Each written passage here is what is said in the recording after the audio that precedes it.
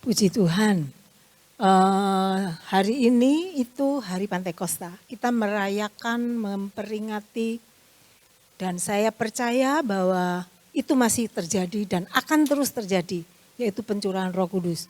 Nah, karena itu saya mengucapkan selamat hari Pantekosta. Oke, nah tema yang diambil untuk bulan ini, untuk EYC, itu call to be home. Call to be home, jadi dipanggil untuk pulang, mole gitu loh maksudnya ya. Jadi call to be home, ayo pulang. Gitu kan. Nah, menjadi pertanyaan, kenapa kok kita harus pulang gitu loh. Kan kalau ada ayo pulang, kan salah loh apa pulang, kenapa kok harus pulang. Nah kita mau lihat kenapa kok kita tuh harus pulang. Pertama karena apa, manusia itu butuh keluarga.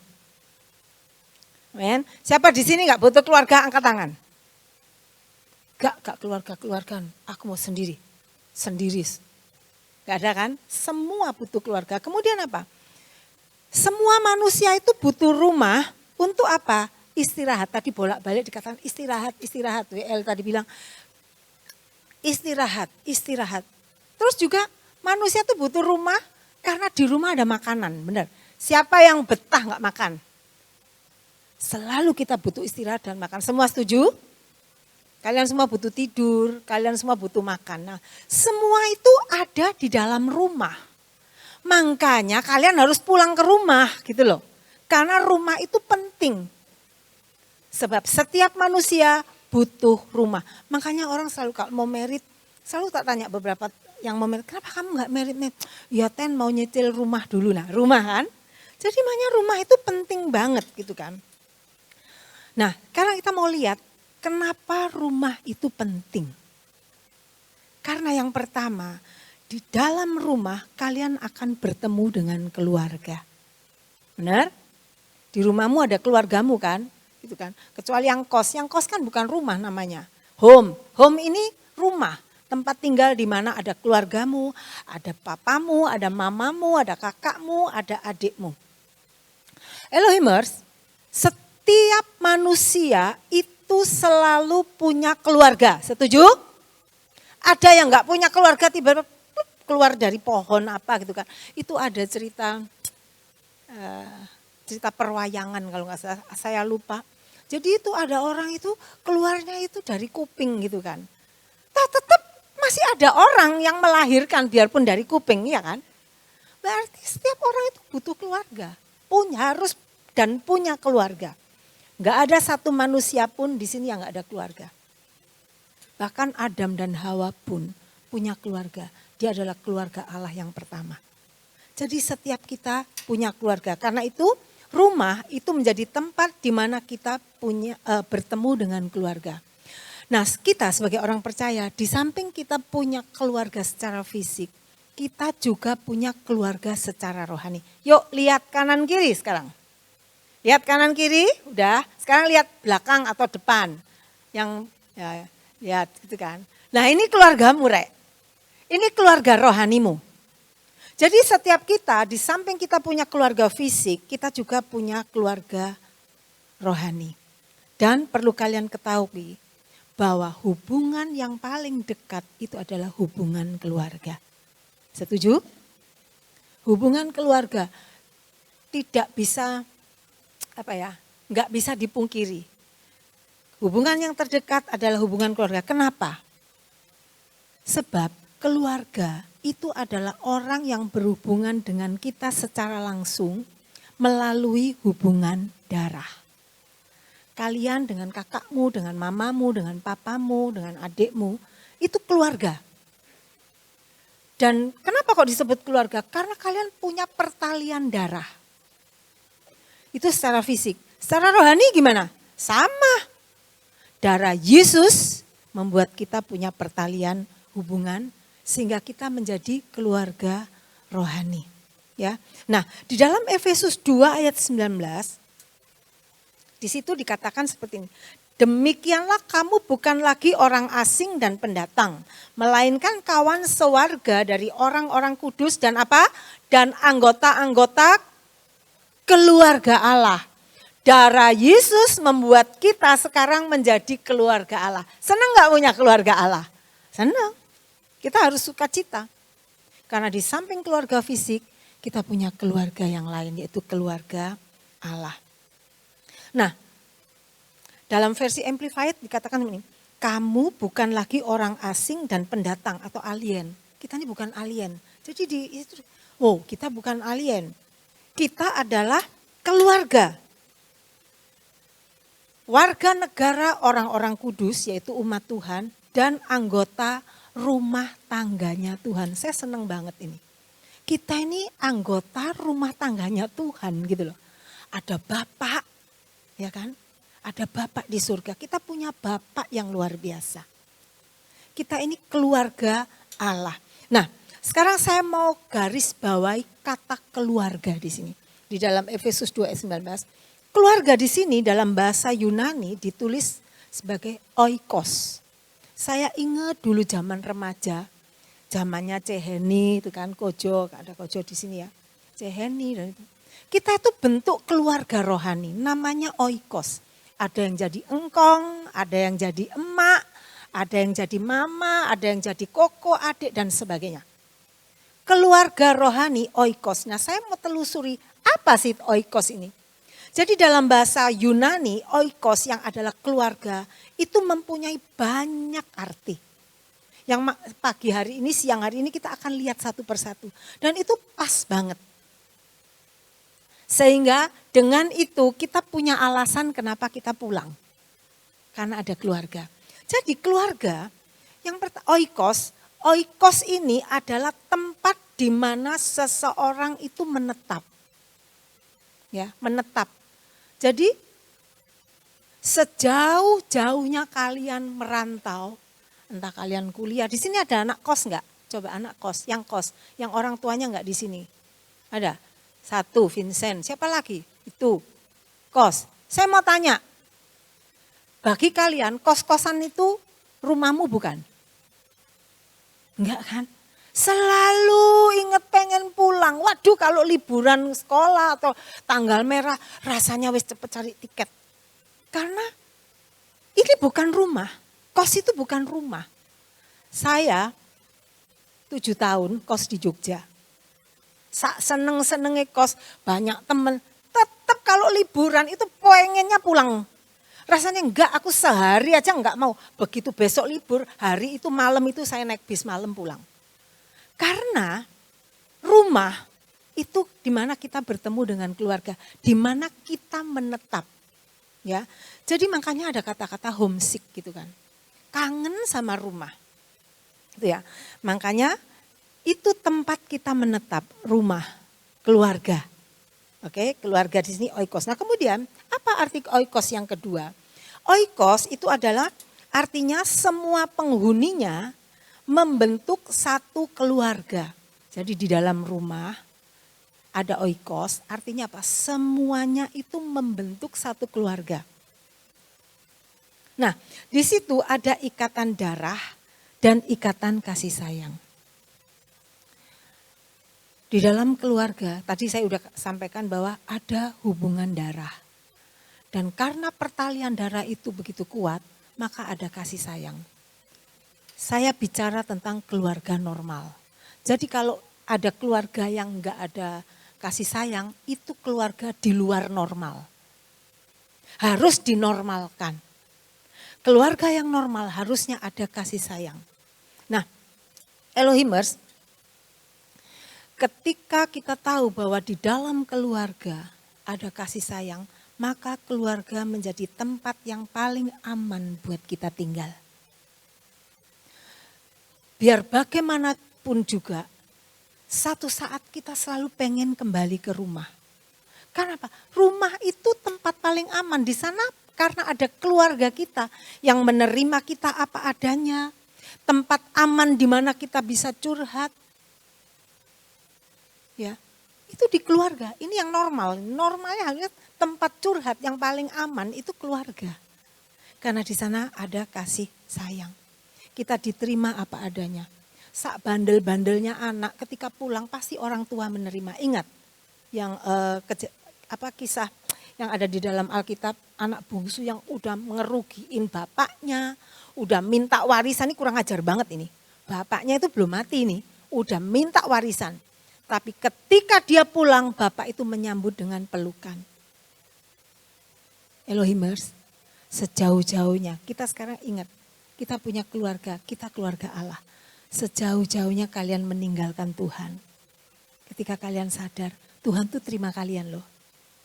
Tuhan terima kalian apa adanya, Tuhan gak pernah mengkondem kalian. Tuhan gak pernah menghukum kalian, Tuhan gak pernah mengucilkan kalian, Tuhan gak pernah mencela kalian.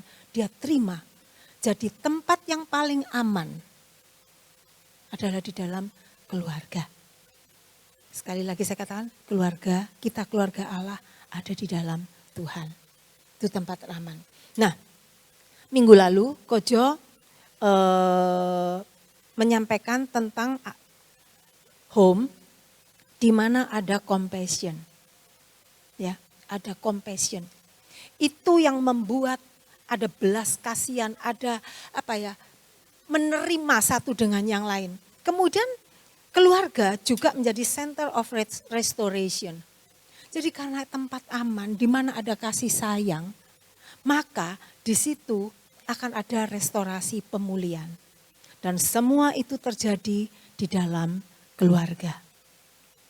Nah sekarang kita mau lihat oikos yang berikutnya. Apa sih oikos? Nah ini, ternyata oikos ini mempunyai arti keluarga Allah. Nah ini, kita masuk lebih dalam. Jadi oikos, ini yang di sini dikatakan kita anggota keluarga Allah. Keluarga Allah. Dan Elohimers, orang percaya itu adalah keluarga Allah. Roma 8 ayat 29. Di situ dikatakan seperti ini. Sebab semua orang yang dipilihnya dari semula, mereka juga ditentukannya dari semula untuk apa? Menjadi serupa dengan gambaran anaknya, supaya ia, anaknya itu, di sini adalah Yesus, ini bicara tentang Yesus, menjadi yang sulung di antara banyak saudara. Wah, luar biasa Bang. Kita punya Bapak di sorga, kita punya kakak sulung yaitu Yesus. Dan di sini yang luar biasanya lagi, Yesus yang menjadi kakak sulung itu pengen kita menjadi serupa dengan Dia. Makanya kenapa kalian harus pulang? Karena di dalam rumah, di dalam keluarga Allah, kalian akan dijadikan serupa dengan Yesus. Dan itu penting banget. Kalau kalian gak serupa dengan Yesus, kalian gak layak masuk ke dalam kerajaan surga. Makanya kalian harus pulang. Pulang kembali kepada Tuhan. Di dalam pelukan kasih Bapa. Di dalam pelukan Yesus. Karena apa? Kita keluarga Allah. Itu ya. Nah, dari hari ke hari, kita itu semakin diproses. Sebab di sini dikatakan, kita ditentukan untuk jadi serupa dengan gambaran anaknya. Dan proses itu hanya bisa kita jalani kalau kita ada di dalam keluarga Allah. Keluarga rohani. Kalian tadi sudah lihat kanan kiri, ketika kalian ada di dalam keluarga rohani ini, kalian akan sanggup melewati proses.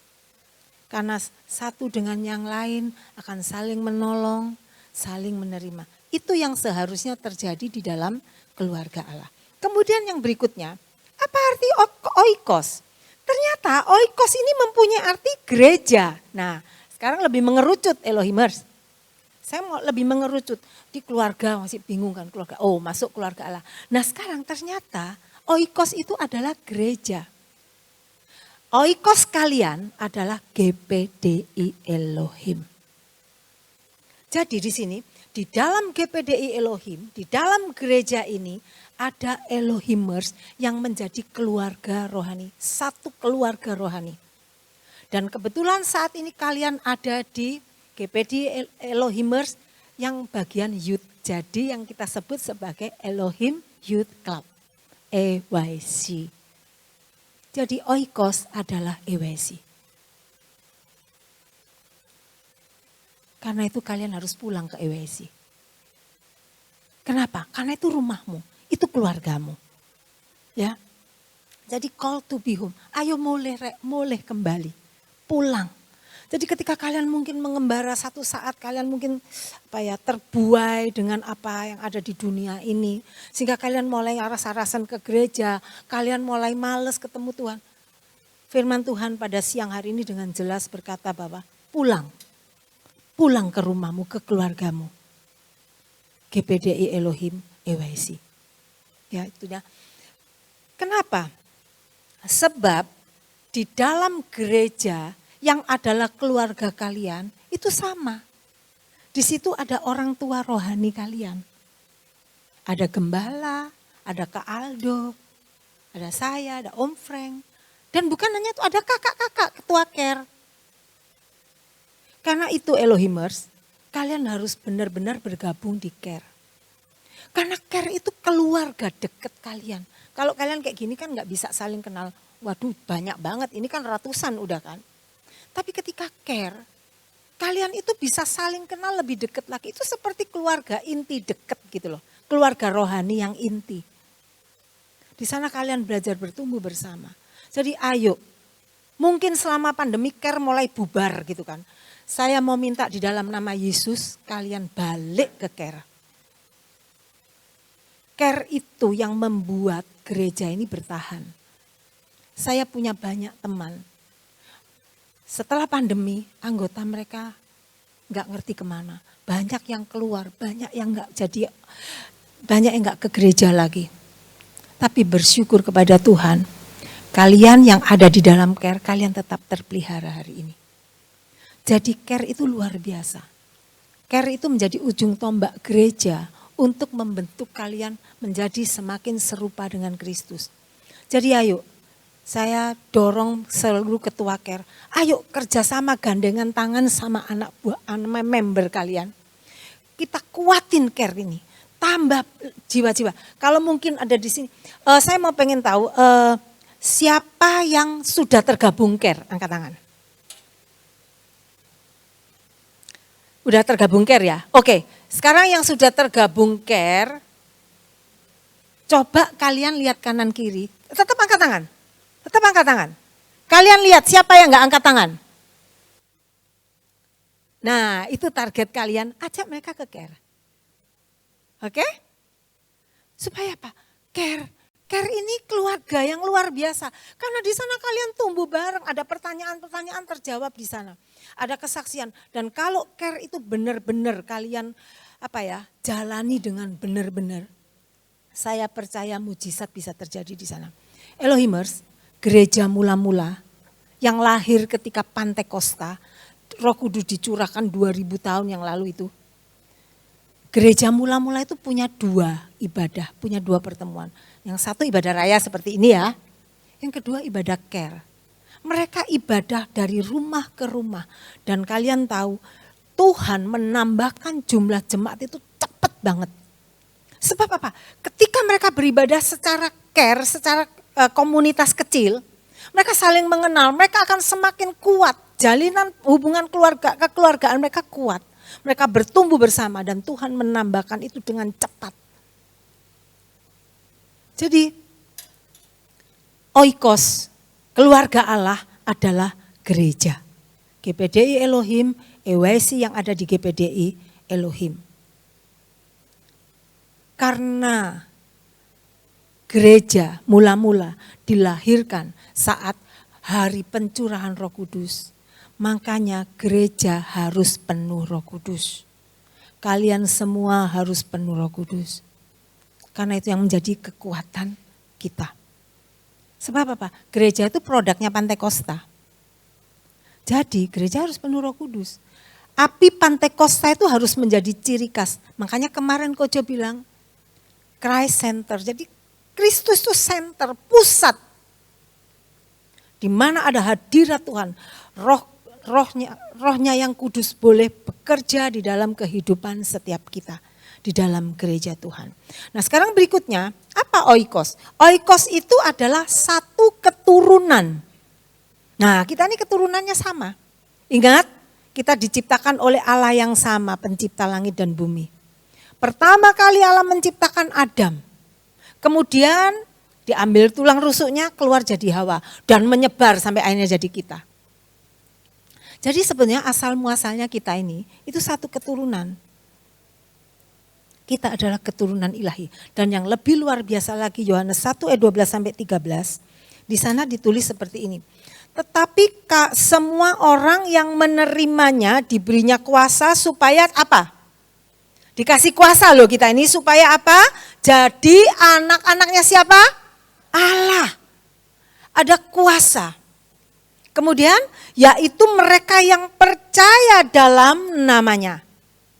Jadi kita semua ini yang percaya dalam nama Yesus, kita punya kuasa jadi anak-anak Allah. Kemudian 13, orang-orang yang diperanakan bukan dari darah atau dari daging, bukan pula secara jasmani oleh keinginan seorang laki-laki, melainkan kita dilahirkan dari siapa? Allah. Kita ini dilahirkan dari Allah. Ketika kita percaya Yesus, ya, kemudian kita dikasih kuasa untuk menjadi anak Allah, maka kita jadi satu keturunan. Saya dan kalian tuh sama keturunannya Allah. Kita warga negara surga. Kita punya marga Kristus. Ya kan, ketika kita dilahirkan dalam satu keluarga, maka kita bisa pakai nama marga itu. Marga kita Tuhan Yesus Kristus. Kita sekeluarga. Jadi kita lihat di sini, kita satu keturunan. Kita keluarga. Karena itu bersyukurlah kalian punya keluarga rohani. Kemudian yang berikut. Nah ini. Oikos itu juga mempunyai arti pengikut dan pendukung. Nah, sebagai keluarga, ketika kalian tinggal di dalam sebuah rumah, di dalam keluarga kalian itu harus punya sense of belonging, rasa memiliki. Gak bisa kalian ada tinggal di dalam satu rumah, rumahmu berantakan, rumahmu mau roboh, kamu cuek biarin roboh sakarpe. Gak bisa.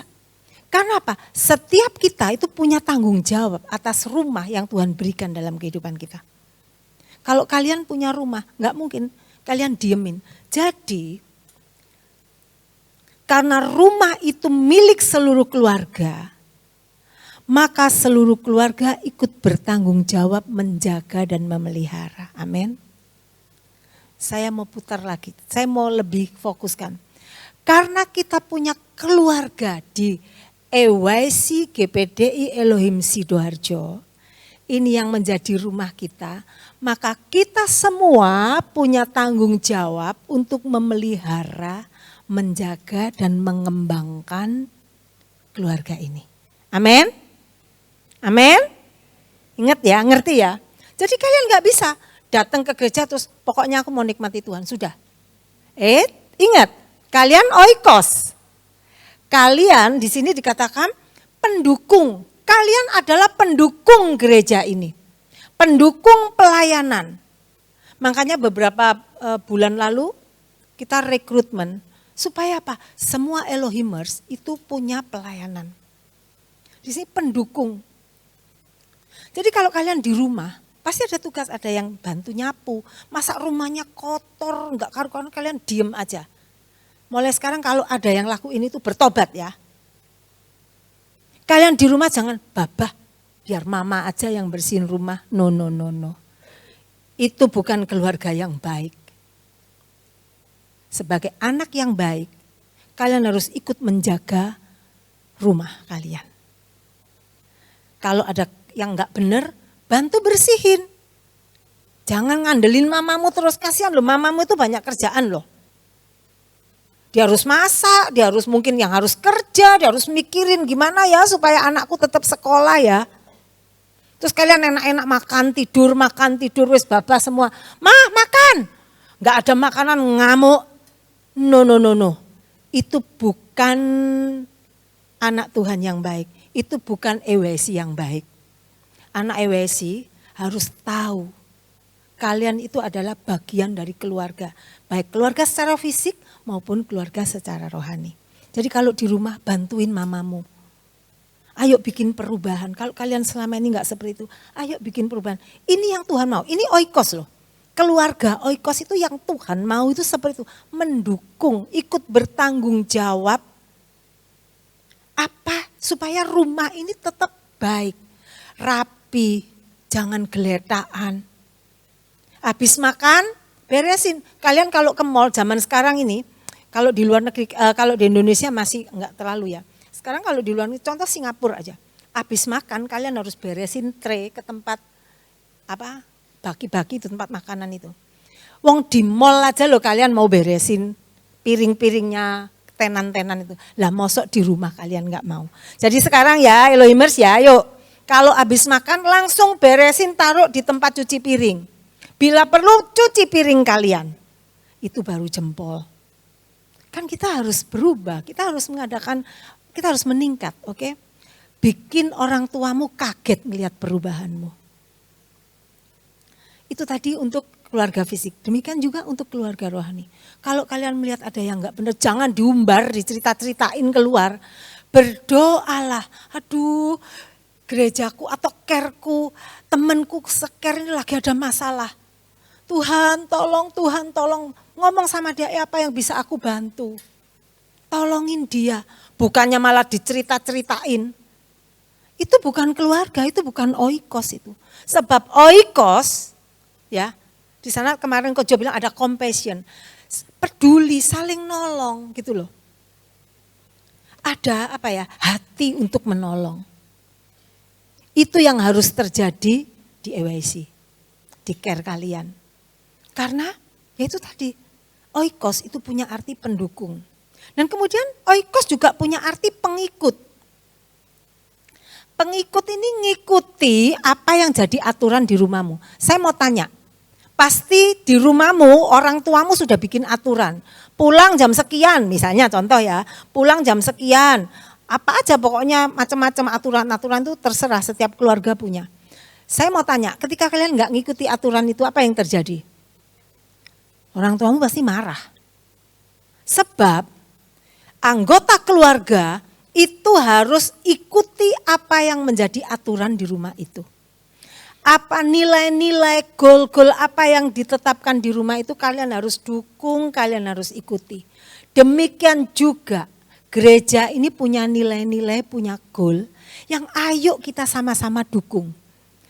Yang paling jelas itu nilai-nilai Elohimers. Excellent in character, loving God, loving people, obey the authority, O-E-L-O. Holy Spirit partner, integrity, M-nya apa? Ayo. Lah, apalin ya nanti ya. Ministry, M-nya ministry apa?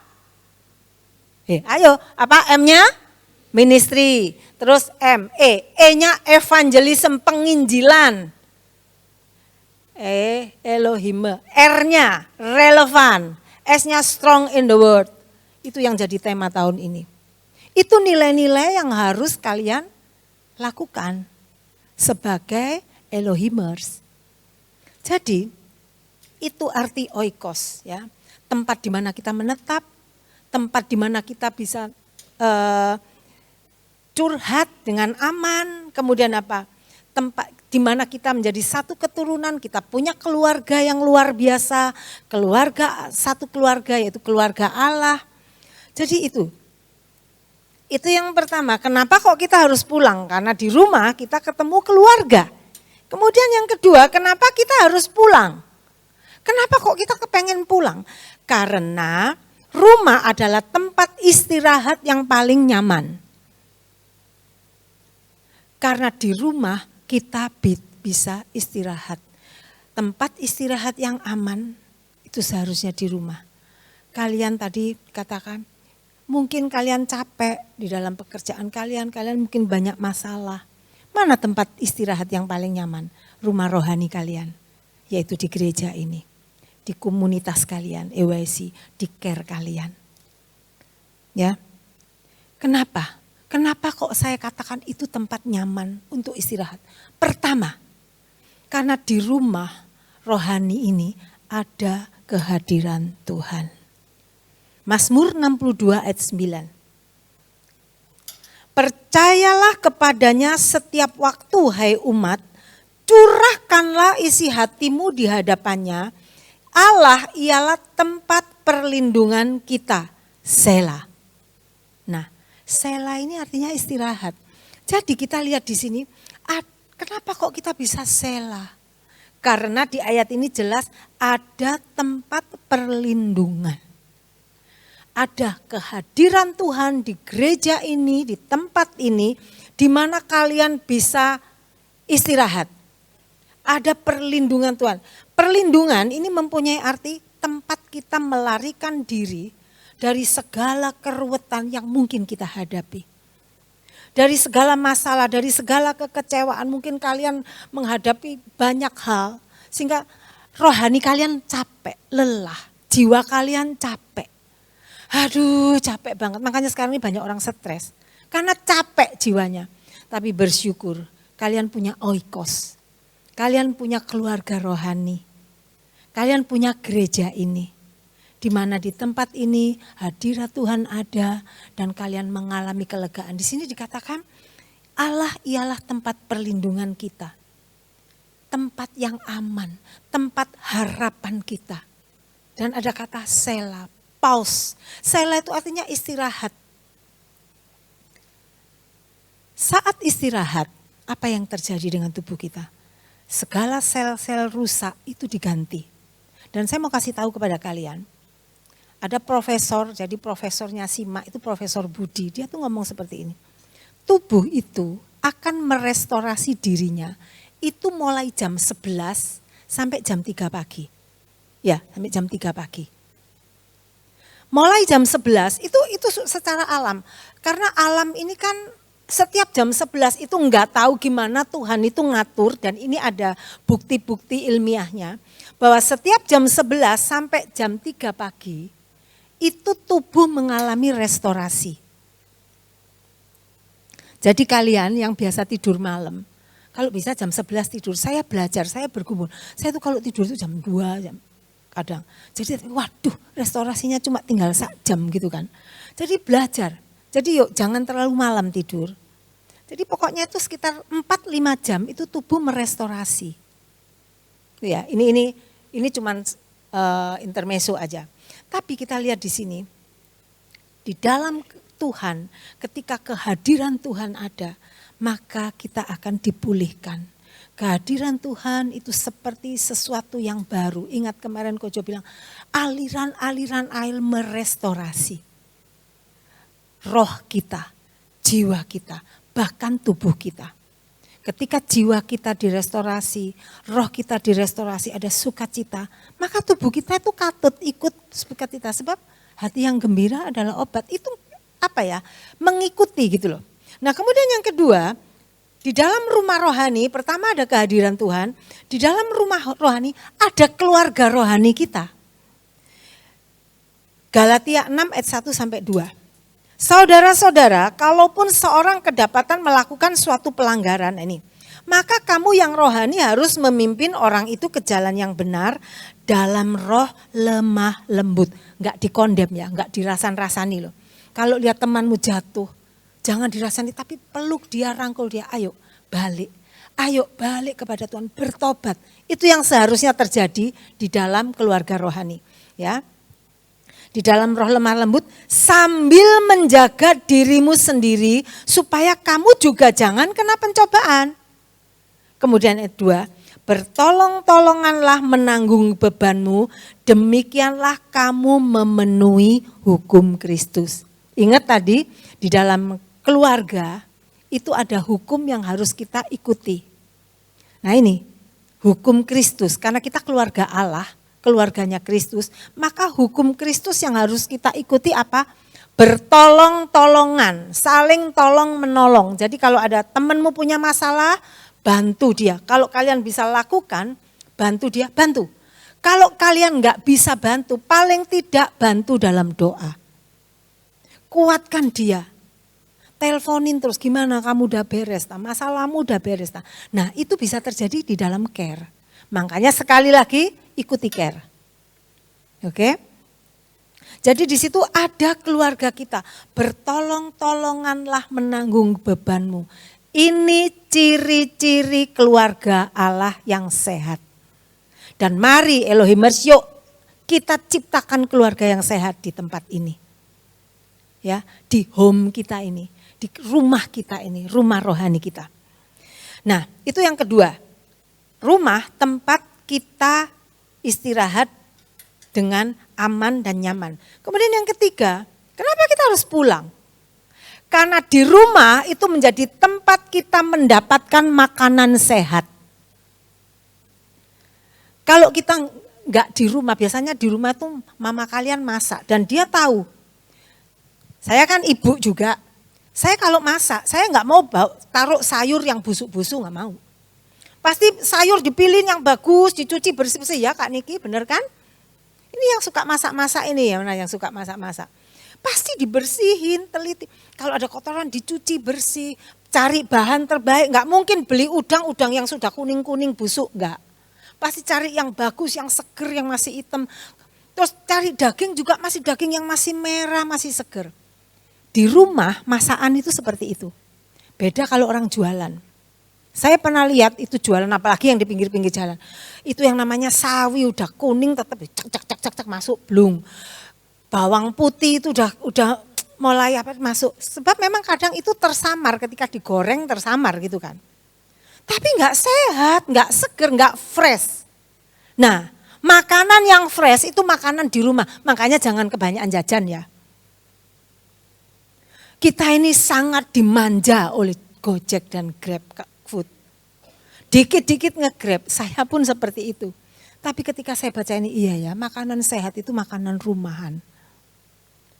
Karena itu hargai makanan masakan yang mamamu masak ya Rek ya, atau papamu masak.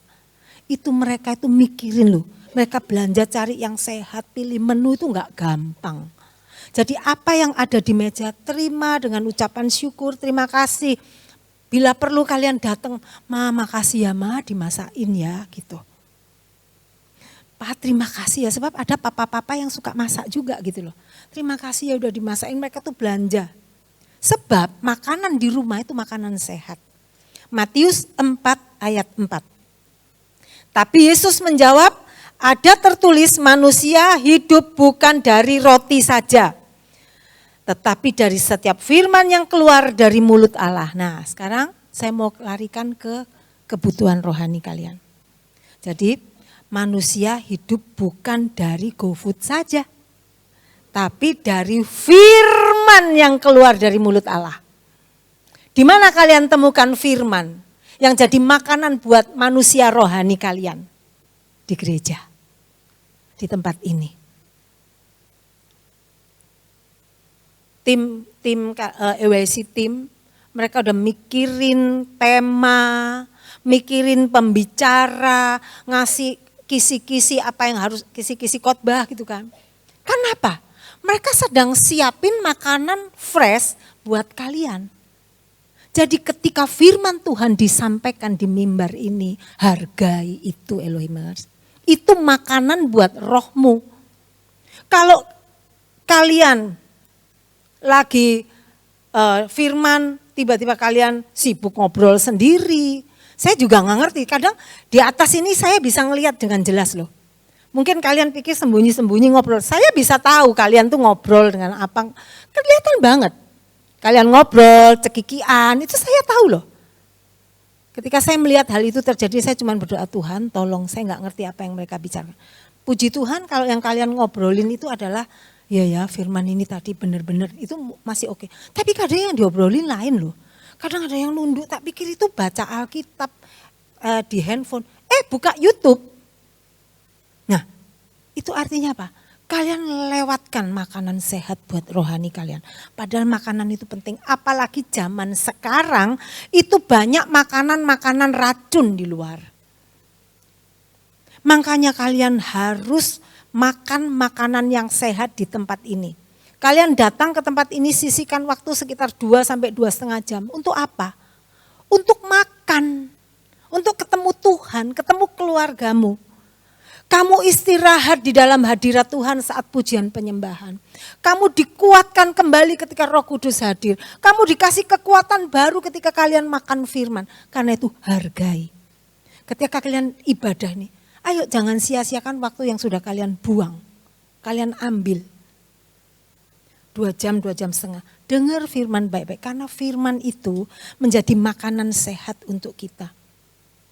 Jadi makanan untuk rohani kita itu bisa kita dapat di rumah rohani kita, yaitu di gereja, di tempat ini. Ya memang makanan itu bervariasi, ya kan, makanan. Kadang mamamu masak miswa itu kan empuk enak gitu kan, ya kan. Kadang mamamu masak bubur, tapi kadang itu masak sesuatu yang pedas. Sebab memang makanan itu harus bervariasi supaya sehat. Kadang-kadang kita butuh makanan yang lembut. Firman Tuhan juga demikian. Ada firman Tuhan yang lembut, isinya menghibur, ngasih kalian kekuatan. Tuhan tuh baik banget, Tuhan itu penolong. Kalau kalian berdosa, ayo datang kepada Tuhan, Tuhan peluk kalian. Ih enak banget itu, kayak bubur gitu loh, empuk, enak, aduh enak banget.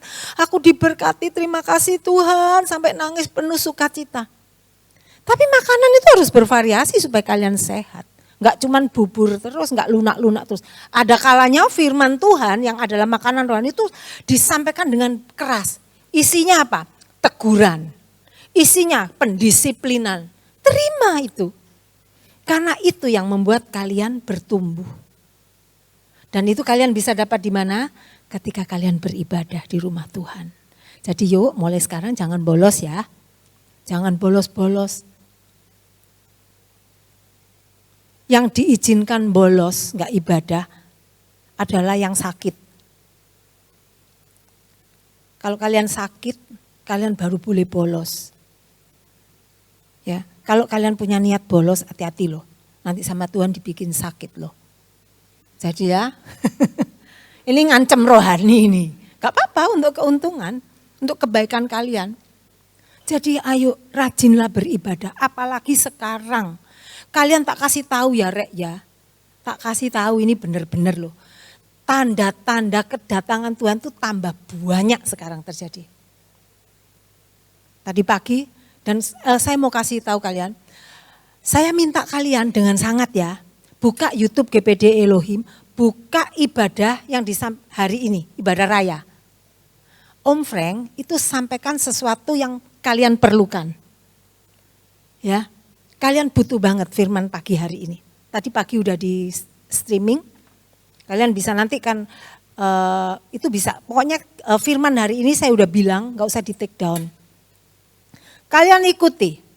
Karena ini penting banget. Ini informasi untuk kalian yang sangat penting. Jadi kalian dengar. Ya, itu ya. Jadi sekarang dari hal yang sudah kita pelajari bersama, panggilan pulang ini penting, Rek. Berarti panggilan pulang ini penting karena kita lihat kembali Efesus 2 ayat 19, di sana dikatakan, demikianlah kamu bukan lagi orang asing dan pendatang, melainkan kawan sewarga dari orang-orang kudus dan anggota-anggota keluarga Allah yang dibangun di atas dasar para rasul dan para nabi dengan Kristus Yesus sebagai batu penjuru. 21. Di dalam Dia tumbuh seluruh bangunan rapi tersusun menjadi bait Allah yang kudus di dalam Tuhan. 22. Di dalam Dia kamu juga turut dibangunkan menjadi tempat kediaman Allah di dalam roh. Jadi ayat ini nunjukin bahwa kita bukan orang asing. Kita ini bukan pengembara atau orang yang tinggal di tempat pengasingan. Kita bukan orang yang gak punya warga negara. Kita bukan orang liar yang gak punya marga. Kita semua ada di dalam keluarga Allah. Dan di ayat ini dikatakan Tuhan sedang membangun bait-Nya. Dan Tuhan mau pakai kalian menjadi bata untuk ditumpuk, disusun menjadi bait Allah. Di ayat itu di akhirnya dikatakan di dalam Dia kamu juga turut dibangun menjadi tempat kediaman Allah, yaitu di dalam roh. Tuhan sedang membangun bait-Nya dan Tuhan mau pakai kalian semua. Karena itu berikan hidupmu untuk dibangun. Menjadi satu rumah, tempat di mana kita bisa ada. Kita bisa berteduh, kita beristirahat, kita bisa makan, kita bisa bertemu keluarga. Jadi apapun yang terjadi di gereja ini itu bukan tanggung jawab 1-2 orang, tapi tanggung jawab kita semua, keluarga besar GPDI Elohim, yang sering disebut sebagai Elohimers. Jadi Elohimers,